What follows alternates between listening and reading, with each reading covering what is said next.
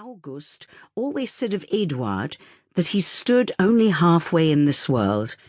His mind was ever elsewhere, not scattered or excitable, but secret, deeply ruminating in a place you could not find him. Then he would look at you and smile, and it was like the lens of a telescope clicking into place, and there he was.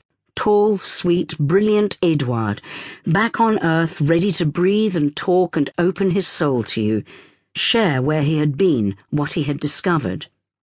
August was not like that. August could hardly sit still, needed noise and music and company. In the mornings, he would go to the Kortisches Kaffee House in the Volksgarten, the best coffee shop, he declared, in Vienna, and only then begin to feel awake and alive in the tumult and the smells and the company, with more food and drink than he deserved, wanting to fatten himself, body and mind, on all of it.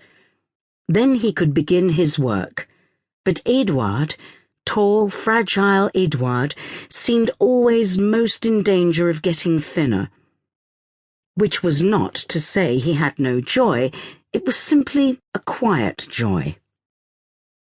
Each young man had been afraid the other would not like him.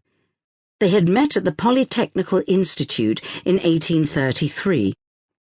They had sat across from each other in their figure modelling class, drawing a naked girl.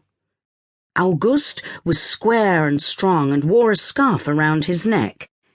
He noticed himself glancing at Eduard more than he glanced at the girl. The girl was reclining with her soft arm along her side. She was perfectly still, but Eduard seemed even stiller. He struck August as a tall, transparent pillar of stillness, as if a ray of sunlight had been crystallized in the air. Only his eyes moved, and his long, precise, elegant hands, but so deliberately and smoothly that they hardly seemed to move at all.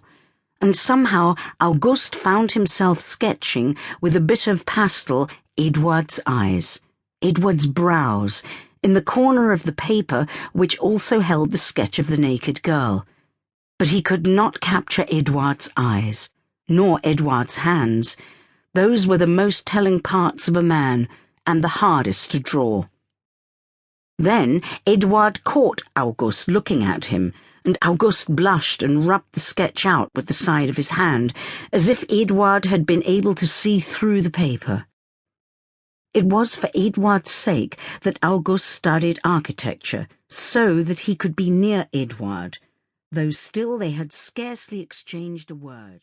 To keep listening to this audiobook for free, click the link in the description. It will take you to a free Audible trial where you can listen to this and many other books for free for 30 days.